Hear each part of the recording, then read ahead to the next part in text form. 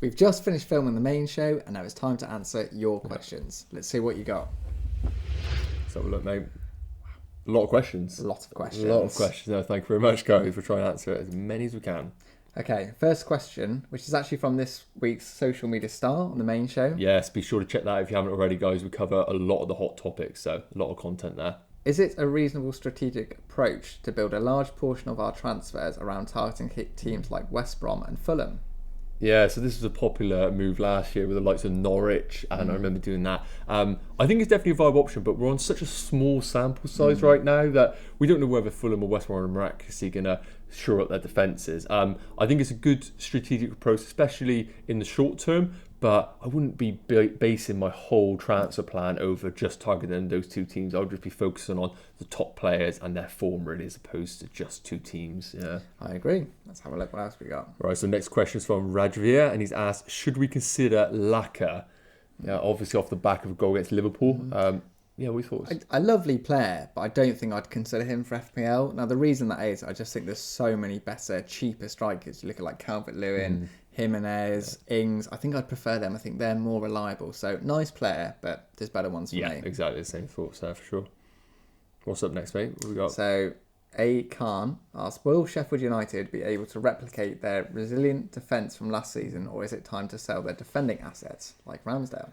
Yeah, we all thought that Sheffield United were going to start similar to last season. A bit unlucky, obviously, 10 men against Villa. I think they're missing Henderson big time between the sticks, and now they've got a season-long injury with Jack O'Connell. I'm a little bit worried about Sheffield United. It looks so blunt going forward, but especially at the back, their bread and butter isn't looking as solid as last year. So I think there's a lot better value elsewhere. Their prices are around the 5 million, 5.5. I think there's a lot better value out there for sure. If you can move them out, I would. Yeah. So we've got a question from FPL Dino asks, will we ever see a clean sheet from Chelsea? I can totally relate to that being a Chelsea fan. Obviously after Saturday, that Kepa isn't the only issue there. Will it take time for them to tighten up at the back? One for you. Yeah, so obviously sign new goalkeeper Mendy, thank God. Hopefully it can't be any worse than Kepa. Yeah, I think it's going to be one of them sort of periods where it's going to be a few weeks, even months maybe, for Lampard to get all these players knitted into the side. Looking forward to seeing Chilwell at left back, and Thiago Silva is, pedigree player, but still, it doesn't matter how old you are, experienced you are, you're going to take a while to get used to the league. I wouldn't personally be looking at targeting any Chelsea defenders other than Reece James. Spot on. Stats look awesome with him. And it's similar to Trent. If you're not getting the clean sheets, you have real potential there with going forward. Yeah, I agree. Yeah, I think that's a solid pick. Okay. So, Slim Shady. Please stand up. He says, Calvert-Lewin, Ings and Jimenez, best front three right now? Yeah, I mean, if you've watched the fan favourite section on this week's FPL show, you would have seen that is the exact three that we picked. So, yeah, most definitely they are the best three forwards right now. Yeah, I think fixtures are great and the stats right now. And as we spoke about as well, penalties for two of those players is going to be key this season. So that's more points there. I think they're great options. So, yeah, the budget mid-price forwards could be the way forward. Yeah, next. Right, so we've got one from Sid Tweets who asks, I have Aubameyang still in my team. Should I transfer him out and for who? So, great question there. And we have a similar question over on our YouTube where we ask people to put their comments and questions. And this is from Keown who's asked, thoughts on Aubameyang. Will he score more than he did last season as things stand? So, yeah, two good questions there. It's an interesting one with Aubameyang. 12 million, a little bit disappointing in his first three games. One goal, one assist. Yeah, we were probably expecting a bit more from a player of that, especially when he's same price as Salah. You see him score a hat-trick. I think it's time to move on from Aubameyang. I think he's going to be one of those who's going to keep ticking forward. Those who replace him with, I mean, I think it's got to be a premium, hasn't it? I think to answer the question, I do think he will score more points than last season just because he's a midfielder now. Point, but the price he's at, I just think there's better options. I think De Bruyne and Salah and Mane actually as well. Maybe even Fernandes. I really like those four. So I think he will score more points, but there's better options elsewhere for me. Point. Okay, so FPL Future asks, Ings a straight swap at 8.4 for longer run for removing Werner. Wow, this is something I've been debating myself. I really like Ings. I think 8.4, pretty good price actually. He's so consistent. So if you're looking to move Werner out, I think Ings is a really good shout. Like Jimenez too, but Ings very good. Very good. Okay. That's a good pick.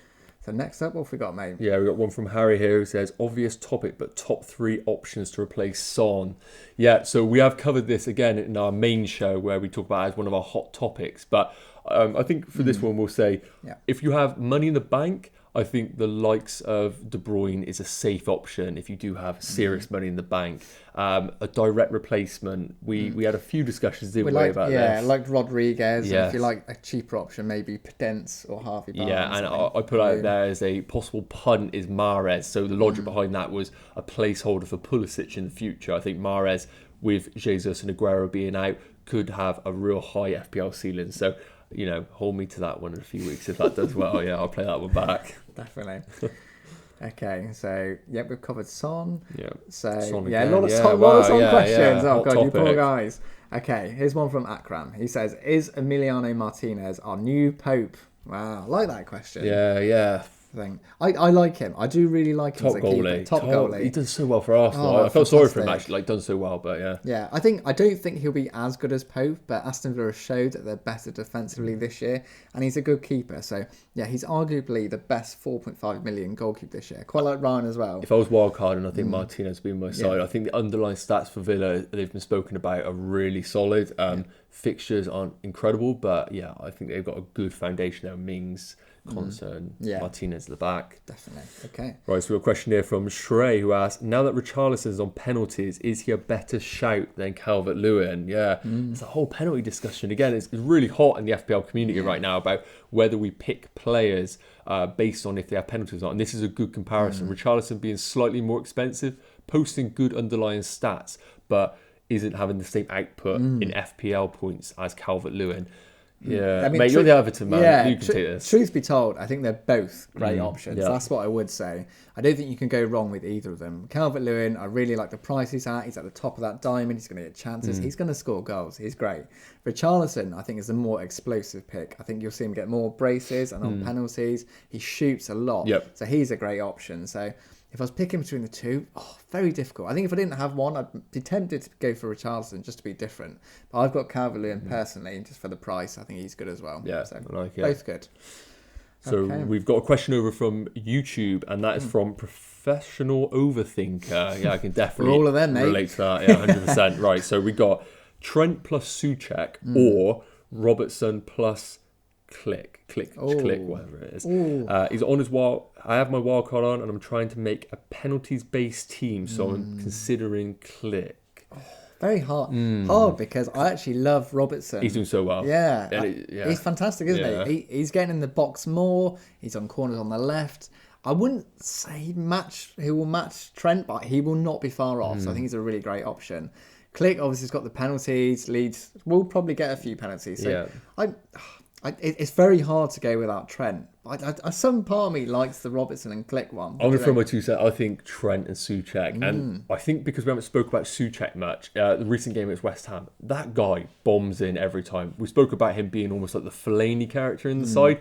So unlucky to have his goal as a assist as opposed to a goal against Wolves. I just think in the long term, that could be a really, really good pick. And I think Robertson's matching Trent right now, but we can't rule out Trent, can we? He's absolutely baller. So my pick's going to be Trent and Souček. Okay, you divided us. Yeah.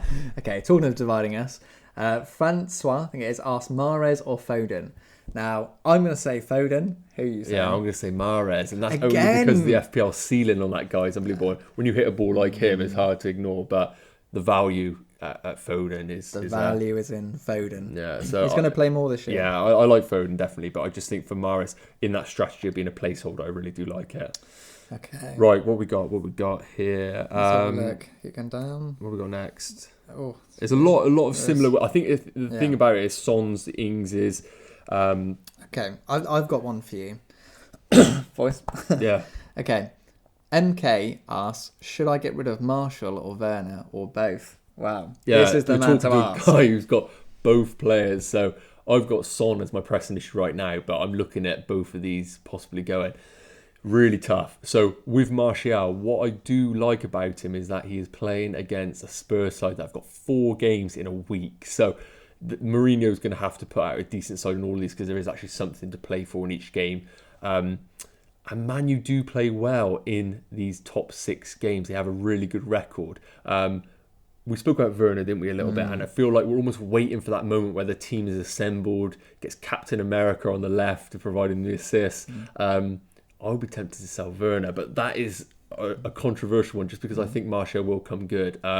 You got any thoughts on that, mate? Tough one. I mean, it's so hard. I think 50-50 cool. I think you just pick one, stick with it, be confident. Be confident on that pick there. But there's a lot to think about on those two. You'll see. Okay, so Francisco asks, should I keep TAA? 7.5 seems to be too expensive for his returns at the moment. Well, I think you've just got to keep the faith because he's still doing okay. You know, they conceded, didn't they? But he got an assist and he got 3 bonus points. That's not that bad. When no other teams are keeping clean sheets, that's all you can ask for. And we know with Trent, you know, he scores. He's going to get a big haul at some point and you don't want to miss it. So I just think just be patient for now and stick with him. Yep. No, I think that's good advice there. We got one from Logo Fuel who asks, can I replace Willian with Madison? Yeah, I think that's too risky right now. I think Willian isn't necessarily producing the best value and he could be one to move on, but I would wait on Madison to see if he gets game time in that team for sure. Yeah, definitely. So Alvin asked, where can I buy a vat full of industrial strength bleach? Wow. Some game weeks are bad and we all have them. I wasn't that bad. I mean, I sold Son before his 4 goals weeks ago. Just put the bleach down, take a step back. Replace it with a pint instead. Watch the show. Watch us suffer misery. You'll feel much better. So, keep the faith. What else have we got? Is it time to get rid of Salah? That's asked by Hookham. The thing is about it is that you are going to be constantly debating whether to go Salah to Mane, Salah to Mane, Salah to Mane a week. I think if you have Salah, you stick with him. His underlying stats are still great. As we mentioned, penalty taker. You're going to own Mane and you're going to be wishing you had Salah and vice versa. I think stick with Salah. The fixtures are decent for Liverpool and they're showing that they are still a cut above the rest. That's my plan. Yep. Okay, so let's keep going down.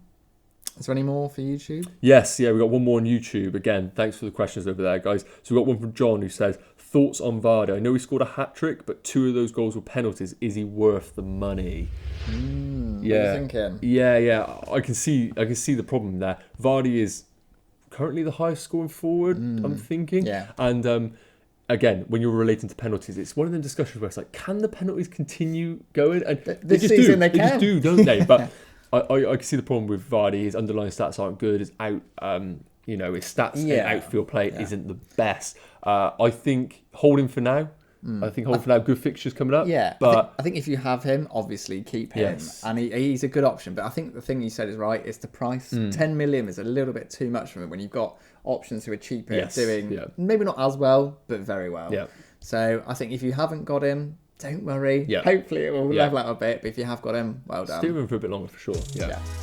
So that wraps up all the questions. That's some solid questions there. Thank you to everyone who sent questions in. And obviously, if you want to write a question on YouTube, make sure you subscribe to our channel. Smash that button, and then when we put the post out, you can put your question right in the comments below, and we'll read it out next week. So thanks for watching, guys, and we'll see you next time.